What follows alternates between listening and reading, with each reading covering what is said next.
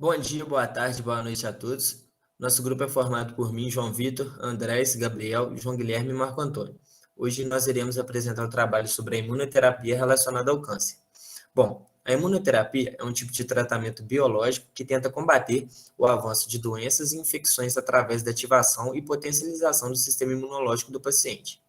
E nos últimos anos, foram surgindo estudos sobre novos tipos de tratamentos imunoterápicos que têm atuação contra o câncer.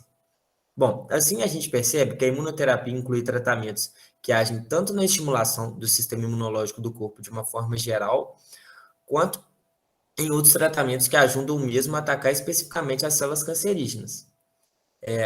Focando agora na imunoterapia diretamente no câncer, o mesmo pode se definir pela perda do controle da divisão celular, que leva à neoplasia. O que é essa neoplasia? Nada mais é do que o crescimento desordenado de células anormais malignas com a capacidade de invadir outros tecidos e órgãos.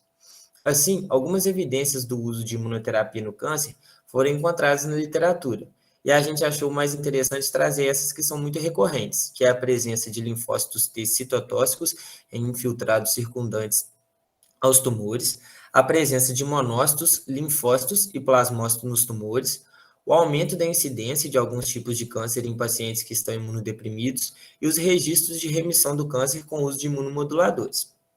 Bom, a partir disso que foi falado, o sistema imune ele pode responder às células cancerosas de duas maneiras. Bom, a primeira é reagindo contra as moléculas que são originais de células cancerosas, e a segunda é contra moléculas que são expressas diferentemente pelas células cancerosas e normais.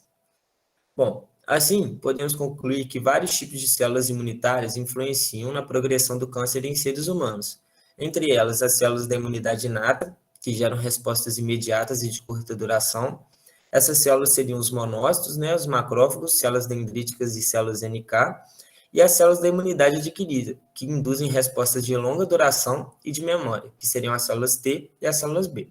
O tipo de imunoterapia mais utilizado no tratamento do câncer é o que emprega anticorpos monoclonais, que são injetados no paciente, suprimindo a produção de anticorpos. E dessa forma, o anticorpo monoclonal já dentro do organismo se conecta a receptores específicos na superfície das células cancerígenas, que depois invoca a ação de células NK, que atacam as células cancerosas, regredindo assim o tumor. Aqui a gente trouxe uma curiosidade que em 2018 o Prêmio Nobel de Medicina e Fisiologia foram para os pesquisadores James Allison e Tasuku Honjo, nos quais mostraram que a CTL4 estava envolvida no crescimento de certos tumores assim foi possível inibir a atividade do CTL4 fazendo uso de anticorpos bloqueadores anti-CTL4.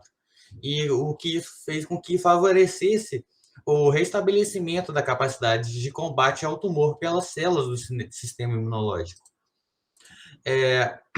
Praticamente todos os componentes do sistema imunológico podem contribuir para a defesa contra as células tumorais, mas podemos destacar as células T, que é o principal mecanismo de defesa para o organismo contra essas células.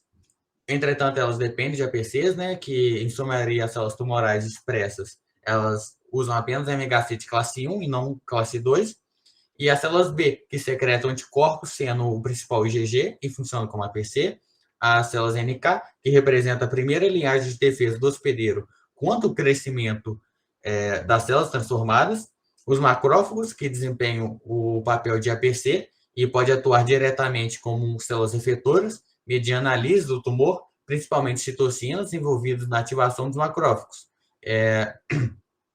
nas quais são o interferon gama, a IL-4 e a TNF. A CTL4 e a PD-1 são proteínas de checkpoint reguladoras da ativação de linfócitos. E os ligantes para a proteína de checkpoint podem ser expressos pelas células apresentadoras de antígenos e células tumorais.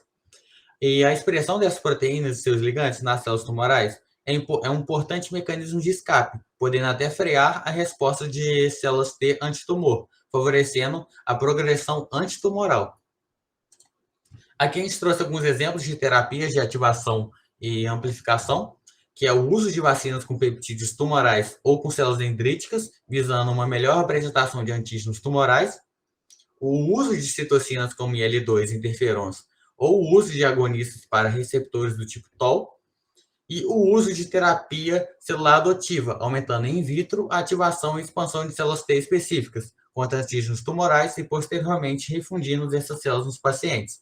Aqui tem uma imagem sobre a vacina com peptídeo tumoral, mas um esquema que teve nesse post. Vale ressaltar ainda que a ativação ampla do sistema imune pode favorecer o combate às células tumorais. Mas, por outro lado, esse processo pode levar o sistema imunológico a um nível suprafisiológico e aumentar a incidência e a prevalência de efeitos colaterais.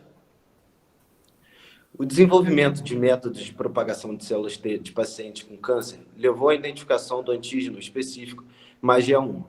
Assim, o sistema imune poderia responder aos antígenos tumorais específicos. Atualmente, os avanços permitem o desenvolvimento da imunoterapia passiva, que utiliza a especificidade de anticorpos e receptores de células T, a TCR, para marcar os antígenos nas células tumorais. A proteína PD-1 possui dois ligandes, a PDL1 e a PDL2. O primeiro é expresso em diversas células e pode ativar linfócitos T. Após reconhecer os antígenos tumorais, as células T efetoras expressam PD-1 e secretam IFN-gama, que expressa PDL1 em células tumorais. A interação entre PDL1 e PD-1 é responsável, então, por interromper a atividade das células T antitumorais. Essa interrupção, relacionada ao fenótipo exaustão ou anergia dos linfócitos T, representa uma forma de imunodeficiência. Assim, o significado biológico de PD-1 e do CTLA4 sugere o potencial terapêutico da manipulação dessas proteínas contra várias doenças humanas, inclusive o câncer. Nessa imagem, podemos ver como ocorre a inibição da ativação dos linfócitos T via PD-1 e o tratamento com anticorpos anti-PD-1 ou anti-PDL1 e L2. A doença que a gente escolheu para abordar nesse trabalho foi o melanoma maligno, que é o câncer de pele mais danoso que agride as células responsáveis pela pigmentação. Esse tipo de câncer pode aparecer nos olhos, nas membranas mucosas e no sistema nervoso central, com uma alta taxa de mortalidade nas fases mais avançadas. Acredita-se que o melanoma seja causado pela exposição aos raios ultravioletas e também pode apresentar padrão genético para seu desenvolvimento. Então, indivíduos de pele clara e histórico de melanoma na família, com certeza, estão mais susceptíveis a adquirir esse câncer. O melanoma maligno pode aparecer na forma de manchas ou nódulos, e normalmente aparece em cima de alguma pinta já existente com sinais característicos. Outros sintomas que o portador pode apresentar são coceira, sangramento e inflamação. Para prevenir disso, o indivíduo deve evitar exposição excessiva ao sol, usar protetor solar várias vezes ao dia e observar seu corpo com bastante atenção. E se perceber qualquer coisa anormal, tipo surgimento ou alteração no tamanho e coloração de pintas, deve-se marcar uma consulta com um dermatologista. O melanoma maligno tem cura e é tratado da mesma forma que outros tipos de câncer, através da remoção do tumor, radioterapia, quimioterapia e imunoterapia. Agora eu vou falar um pouco sobre os mecanismos de ação de alguns medicamentos que combatem o melanoma. O pembrolizumab é um anticorpo monoclonal que aumenta a capacidade do sistema imunológico de combater o melanoma. A ação desse fármaco libera a resposta imune que antes estava bloqueada pelas células cancerosas. Tem como alvo a PD-1, que normalmente impede que as células T ataquem outras células do organismo. Ao bloquear a PD-1, esse medicamento aumenta a resposta imunológica do organismo contra as células de melanoma. Isso muitas vezes reduz o tamanho dos tumores. Nessa imagem, temos o processo e as etapas de funcionamento do pembrolizumab. O nivolumab também tem como alvo a PD-1. Ao bloquear essa proteína, aumenta a resposta imunológica do organismo contra as células de melanoma, podendo reduzir o tamanho dos tumores, assim como o pembrolizumab.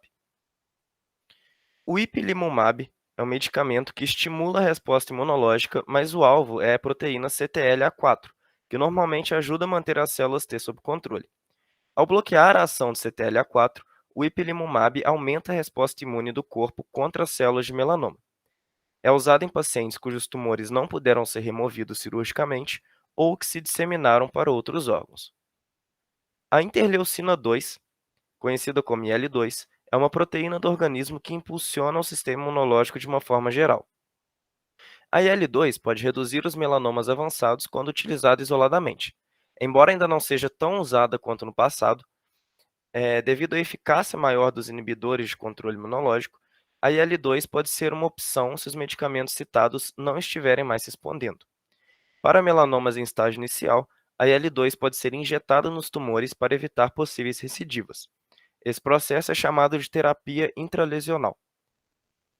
Por fim, o imiquimod é um medicamento que, quando aplicado como um creme, estimula a resposta imunológica local contra as células de melanoma.